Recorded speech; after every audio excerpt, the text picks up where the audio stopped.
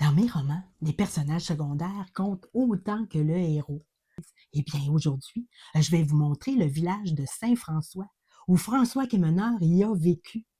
Alors, rentrez avec moi dans ce village de la Nouvelle-France. À l'époque, on ne parlait pas encore du chemin royal. C'était simplement le rang nord et le rang sud. Ici Jacques Plante. Lui, je le connais bien. On l'a vu grandir dans mon roman 1650 du rêve à la réalité.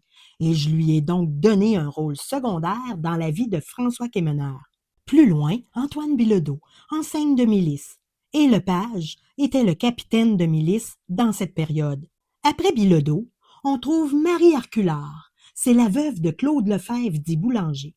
Ils ont une fille, Suzanne Lefebvre, la future épouse de Jean Plante, le fils. Et cette branche m'intéresse particulièrement parce que j'en descends. Les frères Thomas et Jacques Asselin auront aussi un rôle important. À cette époque, des soldats pouvaient être hébergés chez des colons en échange de travail. Dans mon roman, c'est là que François va trouver refuge avant de se marier. L'abbé et Dom Pierre avaient servi dans le régiment de Carignan-Salière.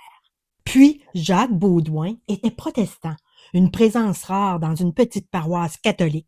Juste après, on trouve les Pépins. Retenez ce nom. Il deviendra important pour les Quémeneurs. Et c'est ici que vivait Madeleine Chamberlain. C'est elle qui deviendra l'épouse de François Quémeneur.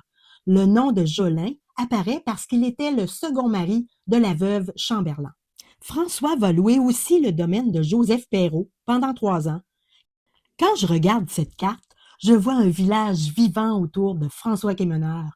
Et vous découvrirez cette communauté dans mon prochain roman, Quémeneur, c'est inconnu.